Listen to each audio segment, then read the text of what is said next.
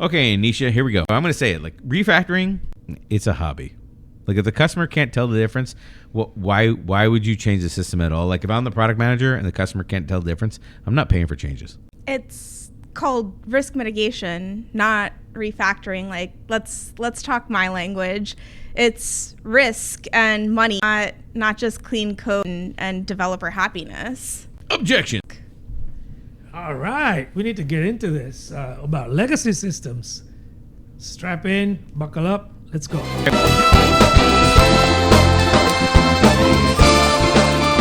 Hey, welcome back to Arguing Agile. If this is your first time, welcome. I'm product manager Brian Orlando. This is product manager Nisha Patel. Wait, where's Om? Oh, there he is. Enterprise Business Agility Coach, Mr. Om Patel, and the Sultan of Swing. He's back to being the Sultan of Swing on this podcast because, listen, we're talking about legacy code today, and there's no new ideas here. Should you rewrite it? Should you refactor it? Should you call it risk mitigation and get on with your life? That's what we're talking about today. Plenty of companies will go through modernization with their systems. And I've been at a couple companies that have done this with their ERP systems. They turn over their ERP systems every 3 years, right? Or maybe 5 at the most extreme, but on a regular basis. And then the government, of course, is the absolute worst for this. Worst, best, maybe. And also fintech has a bunch of systems running on COBOL, like in production today, that work just fine. So this is legacy systems. Should we refactor them? Should we pull them out, redesign them, top to bottom? That's a podcast today. So by the end of this podcast, you will be able to spot resume-driven development. That's my term.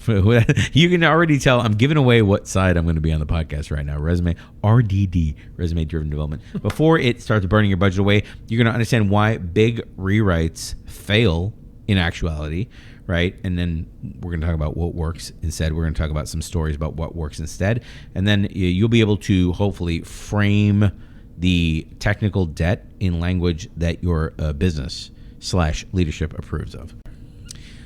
So, here's a question nobody asks. Nobody. Why are we so obsessed with replacing code that actually works? Yes, I said code. I meant COBOL. Sorry, not true. Legacy systems in production, especially like in government, for example, and also like every ATM in the world, they're all running on COBOL. Nobody understands those systems. They happen to work. What are we all worried about? So, folks listening out there and watching, please don't be under the misunderstanding that this is about COBOL. It's not. This is about running legacy systems that run just fine. Right. And so some examples, right? There's a lot of assembler stuff out there still, and it works just great. So should we mess with what works, or should we just leave it alone? There's a couple of schools of thought here. One is the old stuff, even though it stands upright, works great, it's missing features and functionality that we need today. So the Chesterton's fence principle, which I had never heard of until we were planning for this podcast. Chesterton, yes. Chesterton's fence. I didn't even know who Chesterton is. I didn't go into his yard. He says don't remove something until you understand why it was put there. The point you're bringing up. There are 2 Steelman points, and I think it's an appropriate time to bring up the 2 Steelman points, which is number 1, the cognitive load of changing these legacy systems. It's just too high, and then along with another like a sub bullet of the price being high is we can't hire people because it costs too much or they're too rare to find. That's a little bit disingenuous in this economy because like you probably could find those people, but maybe not. But like those are the 2 points that people are going to use. Is like, well, this talent is aging out or whatever, and it's hard to find people that really know what they're doing, and everyone's retiring. And also, even if it didn't, it would take a long time to make these legacy changes to COBOL. Yeah, I think people that toe that line will say, instead of doing the refactoring, why don't we use expertise that's available to us to build a replacement system with all the flaws gone and all the new features that we need added in there, right? Okay, reasonable line of thinking, but it's not like that's a cheaper alternative, right? That's the first thing. And okay, these days people will say, but we can vibe code that stuff. It will help, but it's not going to replace the core domain knowledge you need that becomes the skeleton of the system. There are a lot of people out there still working on, to your point earlier about, COBOL systems, ATMs. They work. These people have the expertise. They're still around. But what I'm seeing nowadays is there's not that many of them. Like, there's fewer of them, right? And they're commanding a premium. So what do? Do you pay them that and just make sure that they can keep slapping Band-Aids on it and make sure it doesn't fall down? Or do you just say, hey, let's get into a lab, let's get your brain tapped, and we can create a new replacement system? So those are the two steel men here. I know which side I'm going to be on, so I don't want to give away my cards just yet. What do you think, Nisha? What side are you on here? Is the rush to build something else, do you think it's because, these systems are just too expensive? Or is there like a fear of something else happening? You know what I mean? I think that it's easy to sell this bright, shiny, new, let's build it from scratch. And I have a car that's paid off, it's running well, but what if I can get that newer model? That's what I'm selling to my stakeholder, right? Ooh. Like, if we can do this, then you get the brightest, shiniest, newest model. But on the other hand, what comes with this bright, shiny new model? Like, is it going to have additional features that actually matter?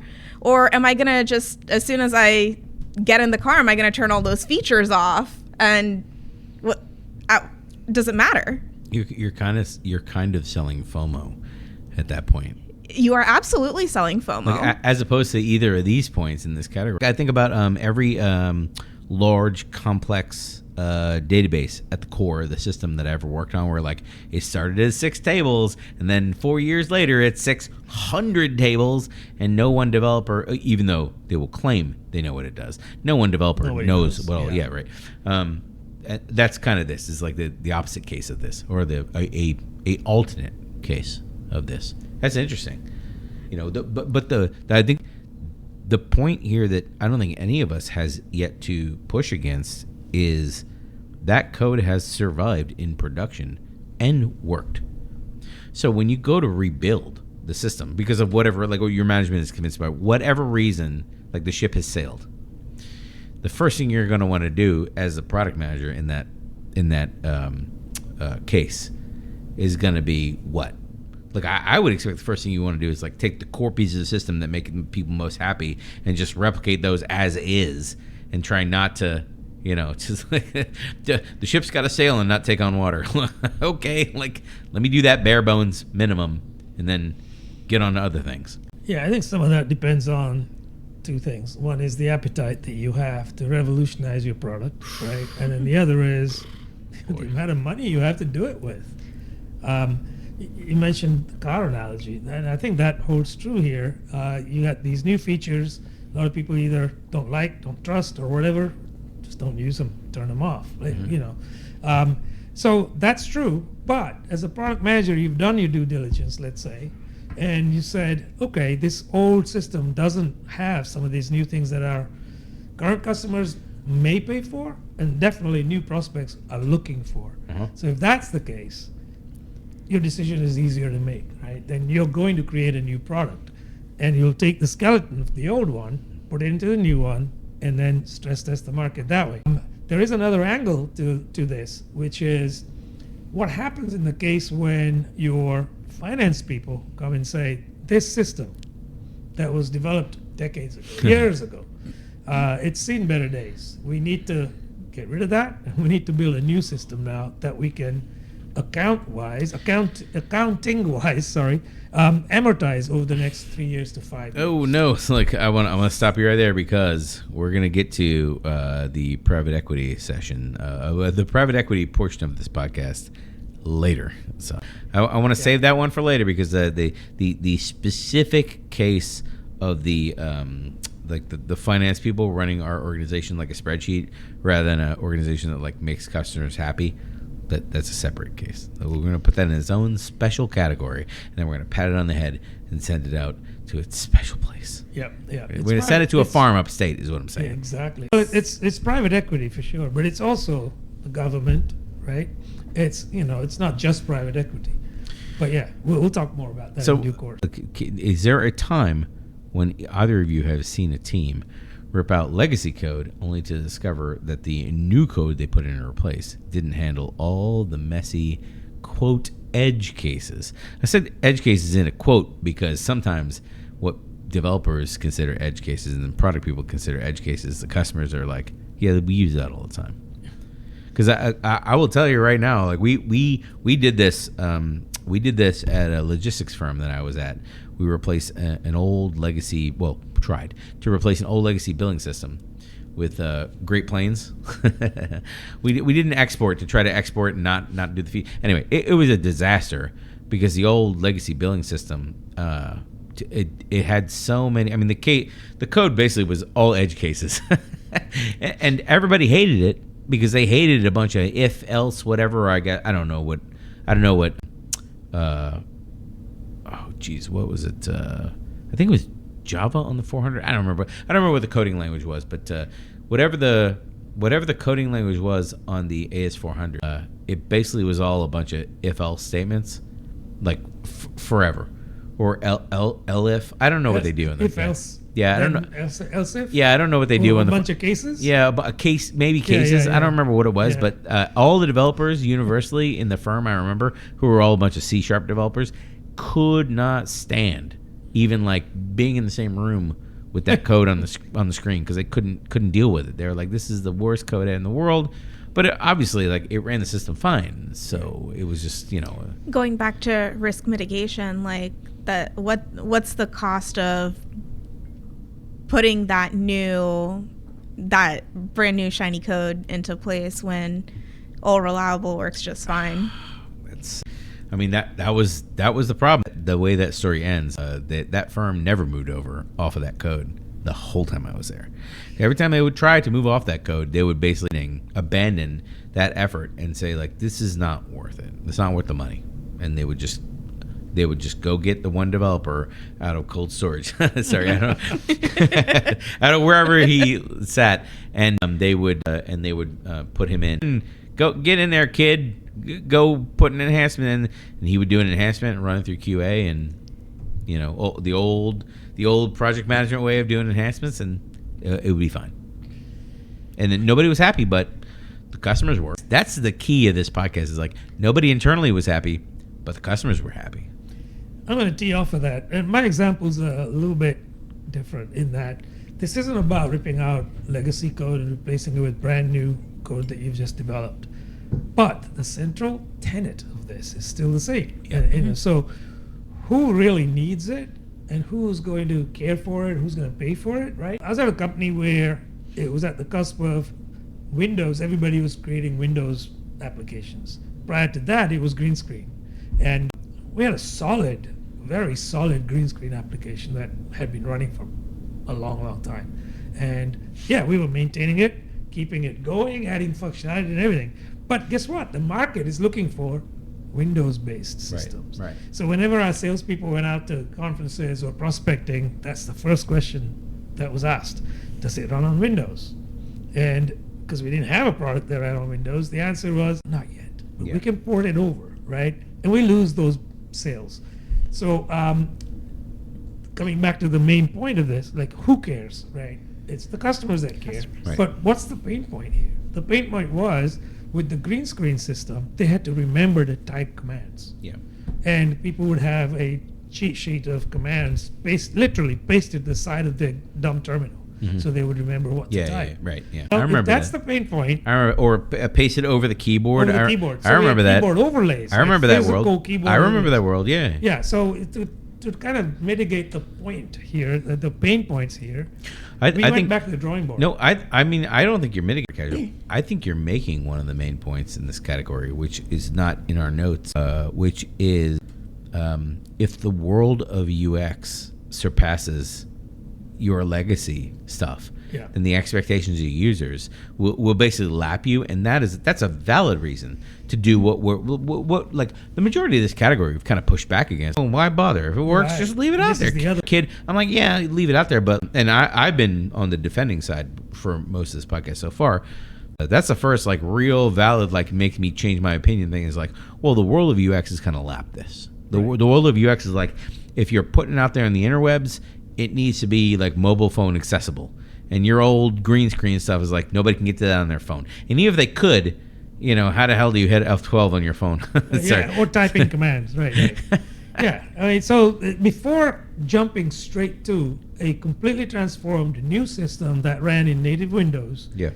the company made a decision, and that is to solve for the pain points, not necessarily for the wishes and wants, right?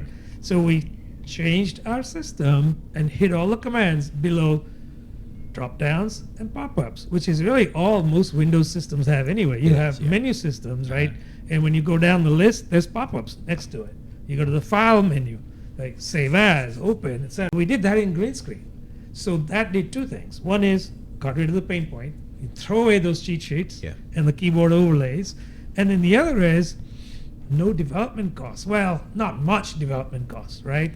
And it made the transition to a true Windows-based system, valid, meaning we knew that people were willing to pay the deltas to go to a system that just you could install by using an MSI installer.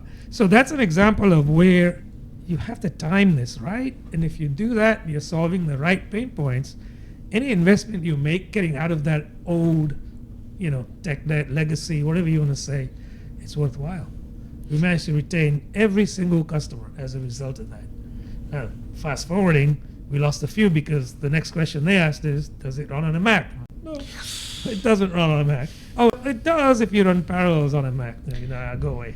Don't worry. You've hit nothing on else does either. a good point of of understanding the customer's true problem. What problem is it you're trying to solve, not coming with a solution, but understanding the customer's needs. It's not that they necessarily need a Windows application, it's that they needed to run the program on a Windows computer, if I understood that correctly. Yep, and not have to remember all those commands. Exactly. Yeah. And so in that situation, you didn't need to build a full Windows accessible application. It was just implementing a solution that worked on a Windows computer. Right.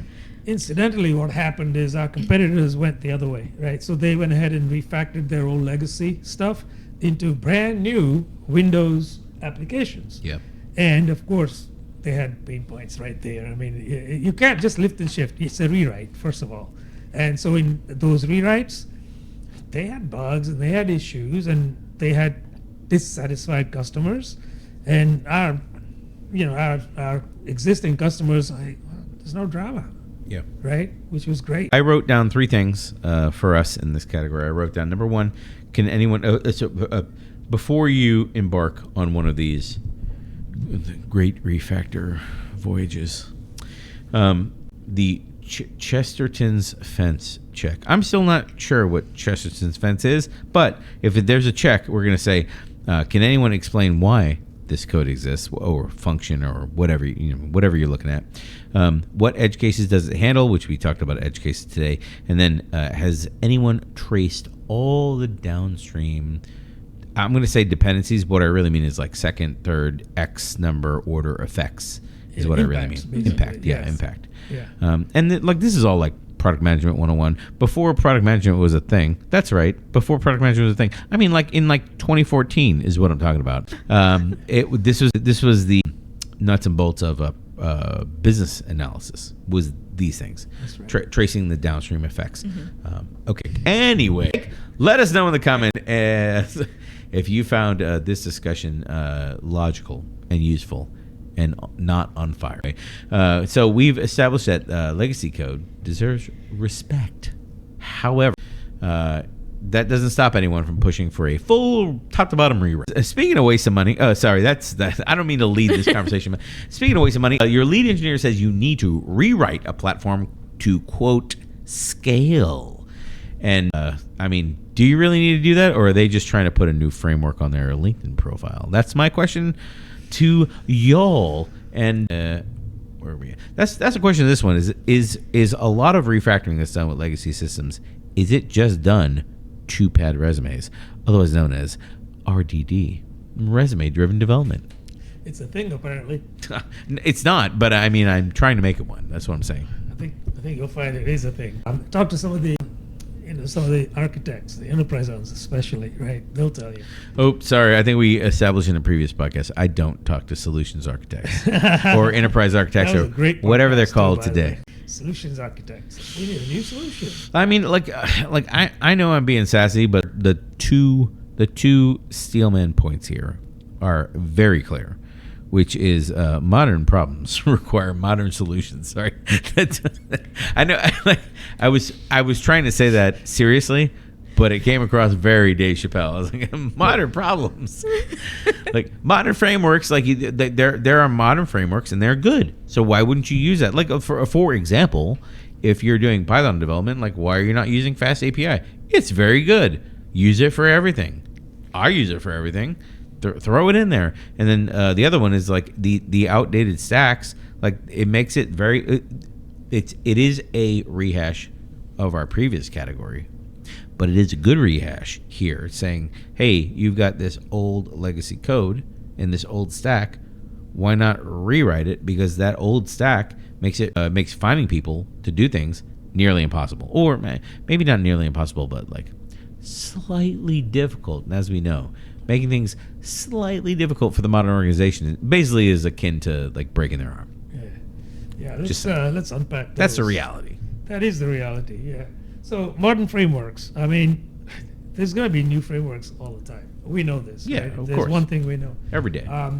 It says developer productivity, but if you've got legacy code that's running, honestly, all you're doing is maintaining it. Your productivity should be pretty high at that point, because assuming you're only dealing with anything that is a real issue, like there's something causing pain, not just because you're rewriting it for the sake of rewriting it, or you're getting 2% faster execution time on a stored procedure, so you rewrite it. That's not the reason to do it. So if that's the case, now what, right? It just because it's a modern framework doesn't really merit spending money on rewriting, in my opinion at least. Like, where's the ROI on that, right?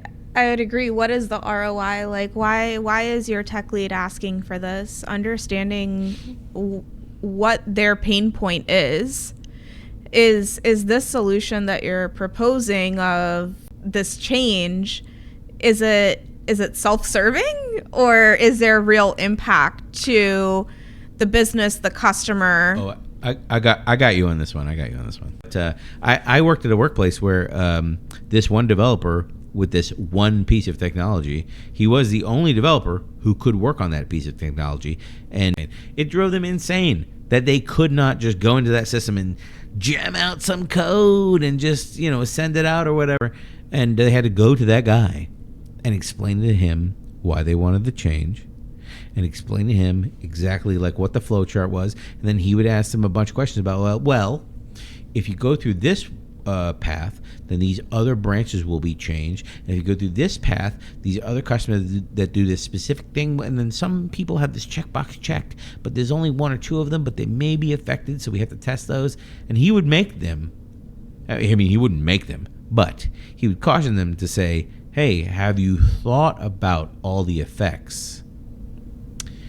And that would drive the normal development team insane to have to slow down for the pace of it. It's sort of like if you ever run like in the when I was in the military and you would run in formation, sometimes they would put the tallest people in the front, and then us short people.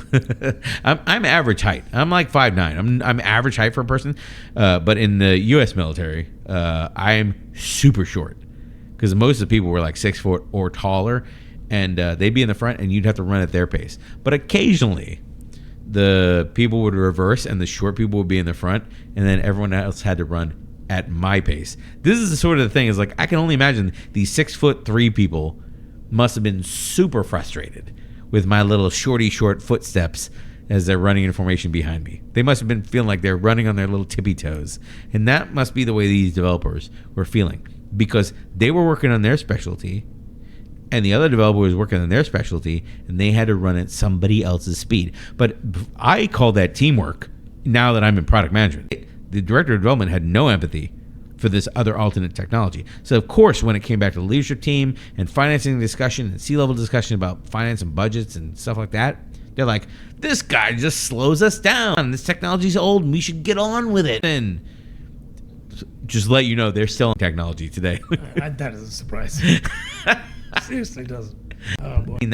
That one I was specifically seeing is all the developers hate it, and the company just can't separate themselves from it because it's too crucial to their business. As painful as that sounds, to stop and then tear out the old stuff, it's even more expensive and possibly more painful to do it on a gradual scale. So you can't take out the production system; it's already there, right? Mm-hmm. It's running with Band-Aids or whatever, rubber bands. Yeah. It doesn't matter. It's working, right? So you can't take that out, but you can try to create pieces of that as a replacement system, or change modules in that system itself for a major surgery. It takes much pain to get there that way, right? That path. But you mentioned earlier, is it self-serving? In a few cases, it might be. Maybe your architects or your tech leads are bored with the old technology. They're not getting anywhere professionally. They're not learning anything new. So, of course, they're out there in all the forums, and they're like, oh, this is the new hot thing, so that's what we should do. Well, what do you think, Nisha? When we were talking for the prep for this podcast, it's when you try to go from the old legacy system to the new system because of whatever decision that was made, right? Like, is there a time frame? Are you do you break it up into small segments and then try to cut customers over one by one to the new system? Or is there big swaths of things that you're trying to do? How are you approaching that? I mean, doesn't it make sense to cut over piece by piece so that you get incremental value? So let's make a statement and say that this new system will allow for more efficient tasks. If you can get that incrementally, if you can get more efficient, now you're sliding all your coins from this pile to this pile. Doesn't that prove more valuable than wait, stop? Well, let's cut over. So in the story that I was talking about, it was a transactional billing system. So the system, when a customer would scan a document, what they would do is a customer would scan a transaction. A transaction would come into the system, and then the company that customer worked for would get billed for the transaction. And this was the transaction processing and billing system. So two things together. Think about it as a database that stored the transactions, and then a system that billed the customer for those transactions. So the billing system and a processing system. It did make sense to cut over the systems in order to modernize them one at a time. However, since the two real-time systems work together, that would not be possible. I guess it could be possible, and we did do some sort of replication and stuff like that. We did do some activities that tried to do that, but again, the whole time I worked there, and then again years after I didn't work there, from what I understand, they never moved off of that system. They did try several times to be like, well, maybe we'll just take the transactions and put them over here and replicate them back into the old system, and then the new system will work because the old system will just replicate it. But the replication had its flaws. Yeah. Anything they try to put in place that was a stopgap or whatever had enough flaws where it just didn't work. And then they were stuck with the legacy. So it was to me, from my perspective as a product manager now, many years later in my career, they just kept putting money in that slot machine and they never won. Now you can say, yeah, that's effort, money, time that we could have been putting towards innovation, towards right. growing our customer base, right. towards serving. There's so many other things that you could have done. You meaning that company could have done for actual growth versus this short-sightedness of, oh, this is legacy code. Are you on the steel man side with me now? Because I think I brought you over to my side where this was just padding the director of development's resume at this point to say like, oh, I am off of these legacy systems. I've saved the company XYZ money. I mean, he wasn't thinking this way, like this disingenuous way.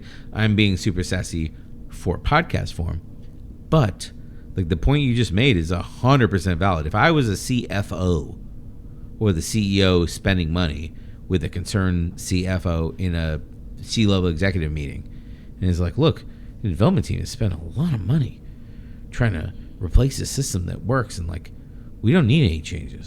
I remember the big thing with this system was we can do one-off manual corrections with our accounting staff.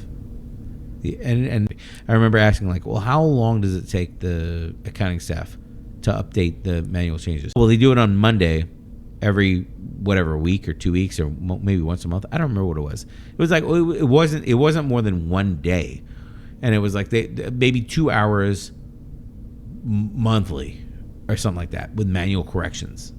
They do the manual corrections in the legacy system. All the changes replicate over to Great Plains, and then they go out to the customers. And why are we spending all this money? Why are we spending all this money? Oh, because somebody at some point takes it as a point of pride that they got this piece of technology that they're not accountable for, that they are not responsible for, but for some reason it's just this like blight on their career. Let me ask you. So who is your audience? Like, if you're talking about like wanting to update legacy code from like Lord Voldemort, he who shall not be named, or is it coming from top down, like from a leadership level? Because the way that you're communicating to these two people is going to be very different, right? Like, if you're Lord Voldemort, like what is it that's driving you? What is your motivation? Is it resume-driven development? Like, are you trying to pad your resume? Well, maybe that's a coaching opportunity where, if you're looking to grow, maybe you can teach some of these developers what you know. Sorry, I'm passing all this over to Owen because I know how this story ended in my career track. I know how this story ended. The story ended was anyone that ever tried to change that system that didn't have the customer in mind first always failed. Anyone who tried to change a system that was trying to do something that benefited the customer always got their change through to the legacy system and got the change through the process. Somehow, even though we don't have any people that understand it, or we don't have any BAs that understand the system, or we don't have a full-end document, somehow the change always found a way to get done and processed and successful and deployed to production. Because you can communicate value when you're bringing impact to the customer. And right. That's why those initiatives succeed and the other ones maybe not so much. And the question of who will benefit from this change, if it doesn't work out to be the end user of your software, like it's a disingenuous change, and that's your trigger to push back against it or do whatever, right? Within your responsibility. I mean, look, I've been on teams where the developers themselves know that they're working on legacy stuff. Yeah. They don't like it, right? They want to be working on cutting edge. Sure. Mm-hmm. So they're the ones that will say, if we can only move this over to insert new stack here, because they want to work on it, right? And that enthusiasm should not be curbed necessarily, but you also can't just simply rely on that and say, sure, we'll just spend thousands on this, right? So the other side of it is sometimes your customers will say, we're on old stuff and we have other vendors that are giving us this new stuff. So it becomes more of a retention policy at that point. You let those customers go, or do you say, here's what we'll do. We'll give you a strategy that says over time, whatever, right, a year or two, we'll bring you over to the new stuff. But what works today will continue to work for you. And you will not see any change, or any pain at least, as a result of that. And that becomes one of those actionable strategies that you could implement as well. The last thing I want to say here is, if you're doing it because you're being kind to say you shouldn't, I know we have a spot for this later, but that's not going to work out necessarily either. Since you brought it up twice, we will definitely hold the spot in line for you right now. So we're burning millions, so that we can make sure the development team doesn't get bored. That's what I'm saying right now. But if I'm going to give you some signs that your quote modernization project, I'm going to call it a project. I don't call things projects often on the podcast. If I'm going to give you some signs that your modernization project is actually a RDD, resume-driven development, it's like I'm going to give you three things. Number one, the technology choice matches what's hot on tech Twitter, not necessarily what's best for your customer. Number two, your business case focuses on your developer experience. We need to enhance the developer experience, We need to bring on a product manager specifically to enhance the developer experience across our entire stack. Am I triggering you right now on the podcast? You can see it from my face. You're triggering me. In jobs right now, yeah. And then the loudest advocate is also the one most likely to leave in the next 18 months when they don't get their way. They storm out. Anyways, I like that meme that says, "I don't always code, but when I do, it's resume-driven development." I don't always code. Stay thirsty, my but friends. when I do, whatever it is, it's COBOL. Yeah. Oh boy. What do you think? And what do you think about COBOL? So let us know in the comments here if you found this argument useful, and if you're engaged in resume-driven development. And no one's gonna admit that they're engaged in. You can be anonymous. That's fine. And while you're there, like and subscribe. Yeah, that's true. If we called out the selfish reasons for refactoring, then let's talk about legitimate cases, because rewrites fail even with good intentions. Even if you're discounting all the bad experiences that Brian has had, which is all of them. The big transformation, why it always fails. That's what we're going to talk about. So name one big rewrite that shipped on time, on budget, and actually replaced the old system, and all the customers are happy, handle all the edge cases. I'll wait. Oh, look, I'm dead. I waited all my life. I was going to say you waited a long time. All right. Well, that's things that you should never do. So the big rewrite always fails as a broad topic. If there's a pushback on this topic that says sometimes technical debt sometimes is genuinely insurmountable. The whole, this is not a political statement. This is just the fact of the Elon Musk's crew went in audited Social Security, whatever. Look at all these people that are 3,000 years old or whatever on Social Security. Is they didn't understand how the COBOL code dealt with dates and stuff like that. That kind of thing is sometimes if you want precision, if you're the product person, you're well, I need precision. I need to know exactly how old every single person is in this system. And if you're saying some dates can't be interpreted, or some dates are non-existent or whatever, then I can't have garbage data, then you need to enhance the software not to accept garbage data, or to somehow have some kind of exception processing system built into the software, which is completely possible to build that stuff in. And then the other one is incremental changes. This is the other big one. Incremental changes cannot fix large architectural flaws. You can't increment your way out of a deep dark hole. You just need to not be in that hole in the first place. Those are the two big ones here under the broad category of here's why a big rewrite of legacy is you need it. Otherwise it's destined to fail. So insurmountable could mean a bunch of different things, right? One is we don't have capacity, so we're going to just keep building new features and we'll accumulate that over time. We don't have capacity. To me, when I hear, as a product person, I hear you have problems, but we're not going to give you any money. So get back in there, kid. Yeah. And also, what's the Amazon thing? As shut up and keep quiet. No, sorry, that's not the Amazon thing. It's a commit and disagree and commit. Disagree and commit. Yeah, that's the Amazon thing. I was so close. The trade-off here is you would hope that you can replace incrementally pieces of the system and cut over small pieces. So in the example I used earlier, where you had people scanning things into the system, small transactions coming into the system, like credit card processing would be the same thing. It's like, okay, well, at some point, I'm going to cut over where like my API or whatever, where all the credit card transactions come in. I'm going to like pull the DNS rug out from under the system and swap it over to this other system to where, you know, it takes all the same inputs and everything as the old system, except it does some new whatever thing, right, under hood. And that's great if you can do that.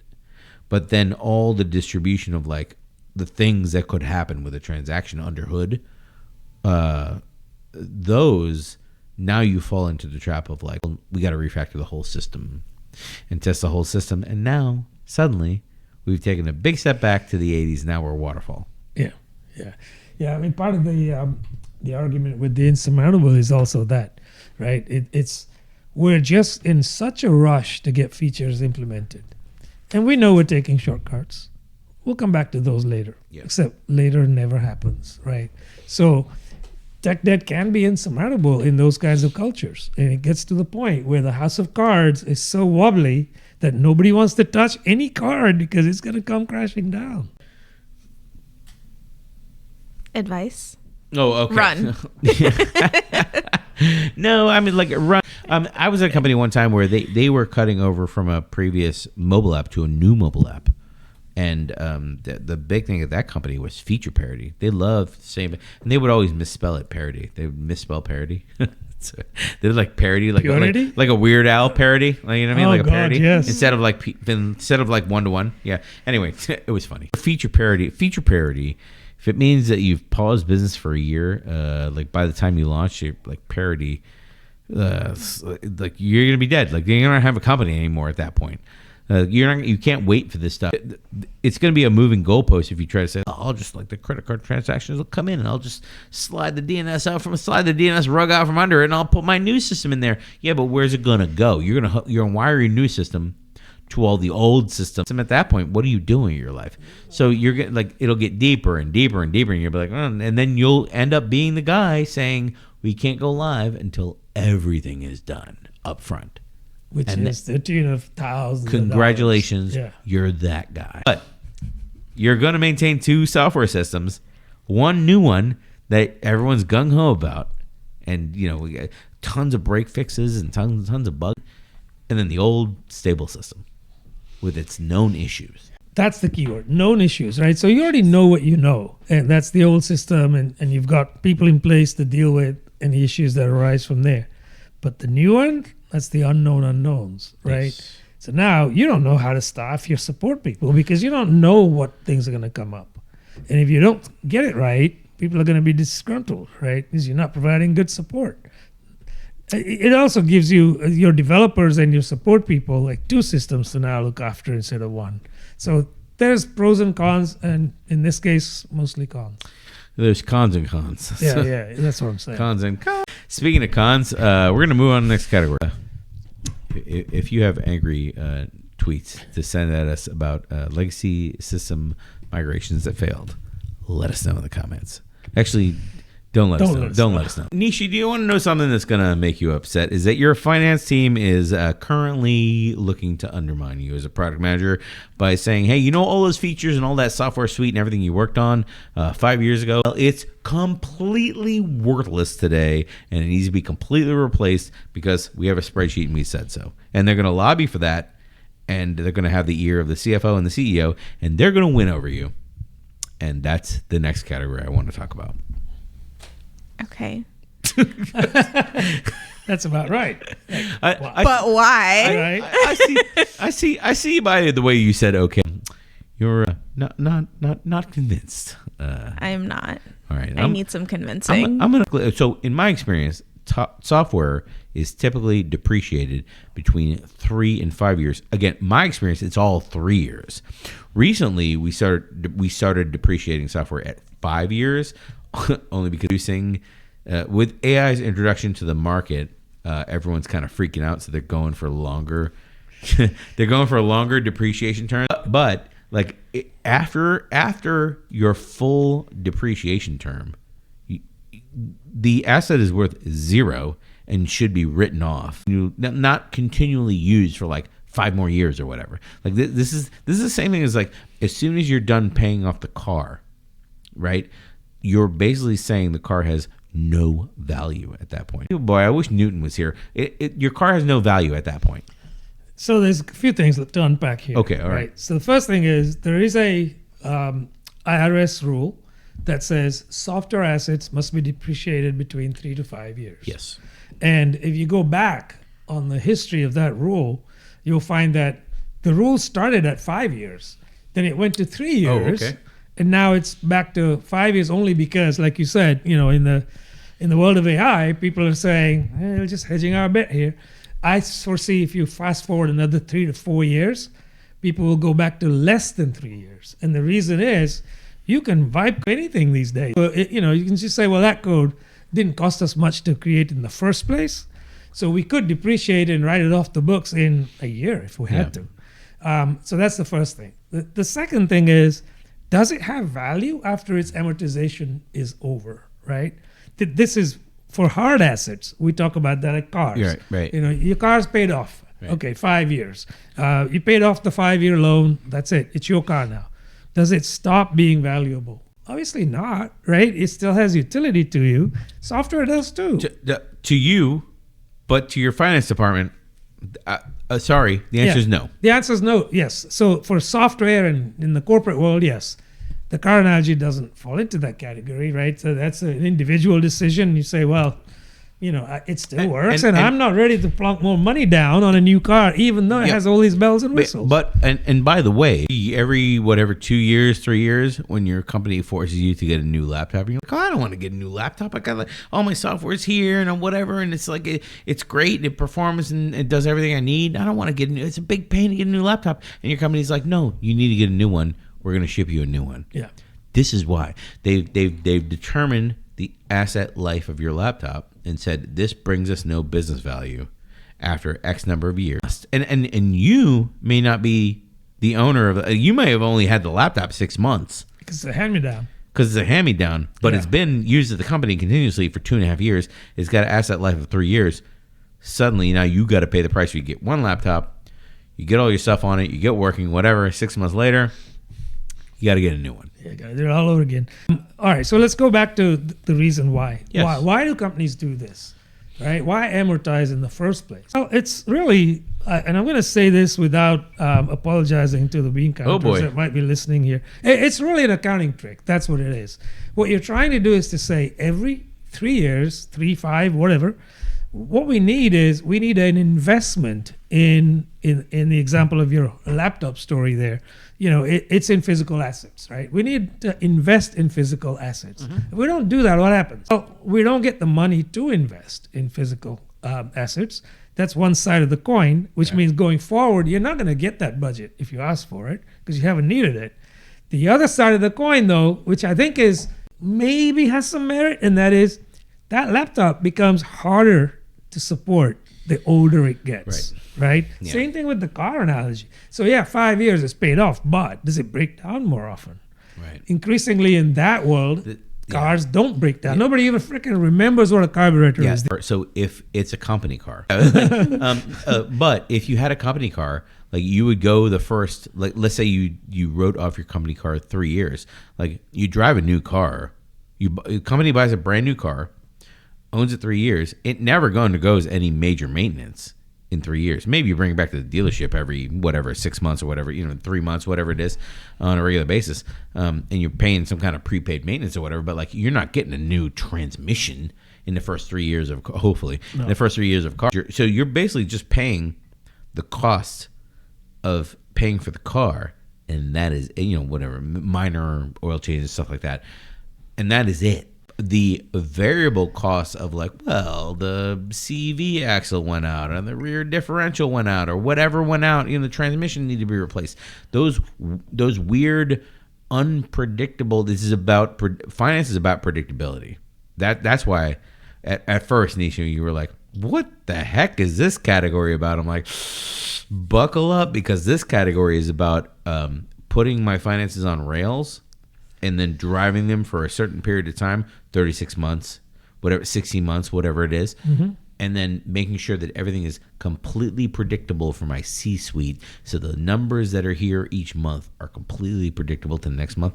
That's what this is about. So if the drive to replace your legacy systems that completely work to power all your ATMs, have no problems at all, it's because on the spreadsheet, can you tell me that exactly what it costs to maintain this software system, all that costs, if it's going to be exactly the same month over month for the next 3 years, and you can bet your job on that, then great.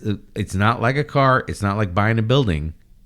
Software is not like that. So if this category doesn't seem to work really well with this like old school finance way of thinking about it, it's because its software doesn't work with this kind of model. We've had a podcast on this with Newton. We did. And it really doesn't work very well. I think just for the clarification for people that are listening, yes, of course, companies that give you a company car aren't paying for the car up front. Okay, they lease these cars. Sure. And that's fine. It actually works to your advantage if you're the employee, because typically the companies, larger companies at least, they don't just say, hey, here's the car that we decided you should be driving, right?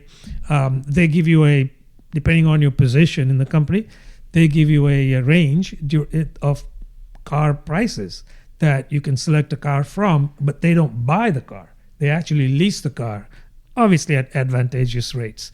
You mentioned maintenance. So a lot of times these leases come with maintenance thrown in at no cost to the company.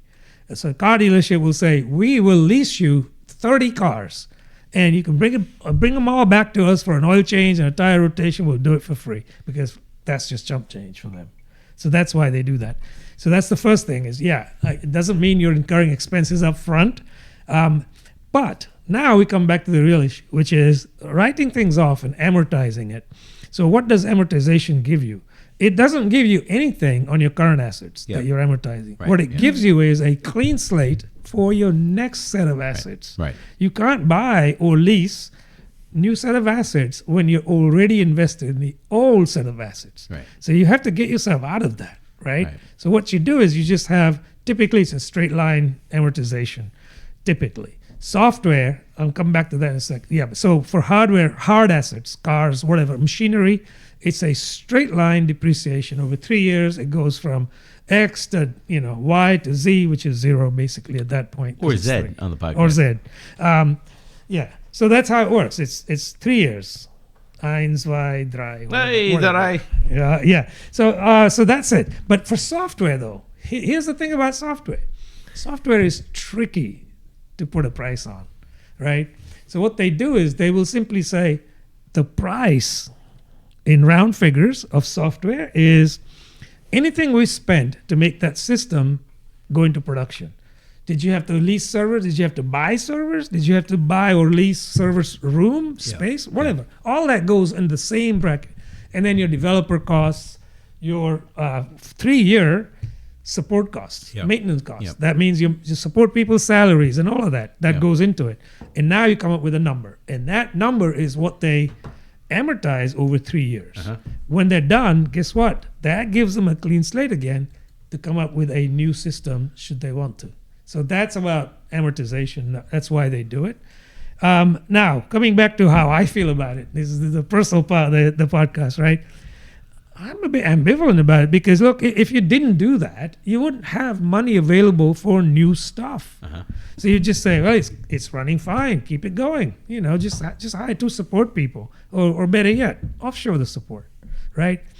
Yeah, but are you really working on the cutting edge? Are you interested in keeping your customers engaged so they stay with you, or are you going to lose them to a competitor who's doing that? So I'm kind of like on the fence about this. I think it's good and bad.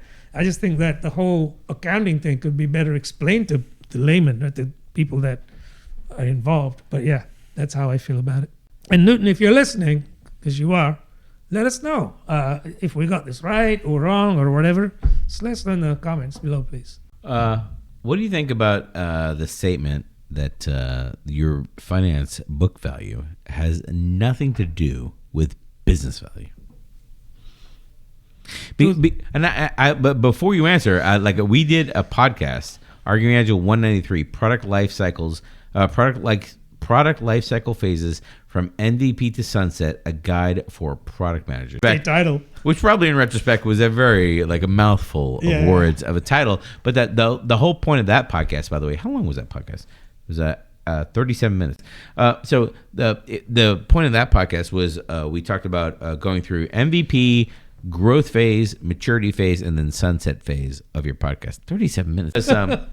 Because that's kind of what we're talking about here, where the business value of the phase that you're in and what you're doing. I think about what a lot of people hear when they hear a legacy system is they hear a system in sunset is what they hear. But a legacy system could still be receiving enhancements. It could just be a mature system that doesn't go anywhere. The reason I bring that up is because what you just brought up is we're trying to book value off of this system and write it down to zero and send it off into the sunset. But customers are still asking for, potentially paying for enhancements to the system. And if you're in the spot where you get the customers in the mode of paying for the upgrades, I mean, at that point, do you have a legacy system, or you just have an active, the last active COBOL in development system ever known to man? I think what's under hood in this discussion is people just not knowing what they have, in their. It's like the Capital One, but not a terrible company version of what's in your wallet. It's what do you have in your portfolio? Do you know? Do you even know? Or you just want to get out of this deal where you're I got a COBOL system. I can't even spell COBOL. I don't want to deal with this. And you're you know what? Well, get me someone in the room who does want to deal with it. I think you make a good point about the definition of what is a legacy system anyway. Right. If the customers are paying and you're enhancing it, is it still legacy? Maybe, right? Because it's on yesteryear's technology. Right. You don't have the skill sets available, let's say, to make the enhancements sometimes, or even maintain the system going forward. I mean, that you could term that as a legacy system. The other thing is, put yourself in light of all your customers and say, all your competitors rather, and say, where are we in terms of what we're offering, right? And if we're, towards the bottom quarter of what they're offering in terms of new languages, new stacks, new tech, we have a legacy system, right?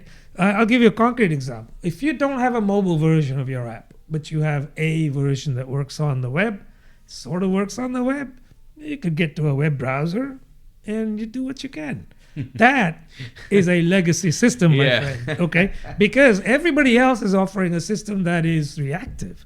Right? And so I think the definition isn't a de facto, here's a legacy system and that's it, you're done.